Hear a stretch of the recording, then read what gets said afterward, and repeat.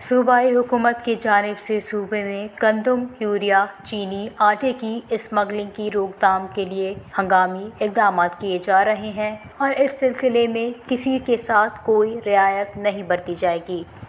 Smuggling کرنے والوں کے خلاف قانون کے مطابق کارروائی عمل میں لائی جائے کیونکہ چینی، یوریا کی اسمگلنگ سے مصنوعی قلت پیدا ہوتی ہے۔ ان خیالات کا اظہار چیف سکریٹری بلوچستان عبدالعزیز عقیلی نے پروونشل ٹاسک فورس برائے انسداد اسمگلنگ اجلاس کی صدارت کرتے ہوئے کیا۔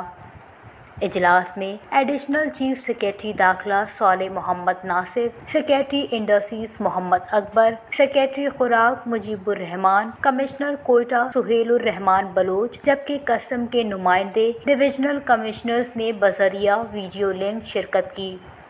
چیف سکریٹری نے کہا کہ اسمگلنگ کی وجہ سے ملک و صوبے کی معیشت کو شدید نقصان پہنچتا ہے۔ انہوں نے ہدایت کی کہ گندم، یوریا، چینی، آٹے کی اسمگلنگ کی روک تھام کے لیے ہنگامی اقدامات کیے جائیں۔ انہوں نے کہا کہ حکومت کے ان اقدامات کا مقصد عام آدمی کو ریلیف فراہم کرنا ہے۔ اشیاء ضروریہ کی قیمتوں میں فرق اسمگلنگ کی وجہ بنتی ہے۔ اسمگلنگ کی وجہ سے مصنوعی قلت پیدا ہوتی ہے جس کی وجہ سے قیمتیں بڑھ جاتی ہیں۔ اجلاس کو بتایا گیا کہ مختلف جوائنٹ چیک پوسٹوں پر اسمگلنگ کی روک تھام کے لیے ایف سی، کسٹم اور قانون نافذ کرنے والے اداروں کے نمائندے موجود ہوں گے۔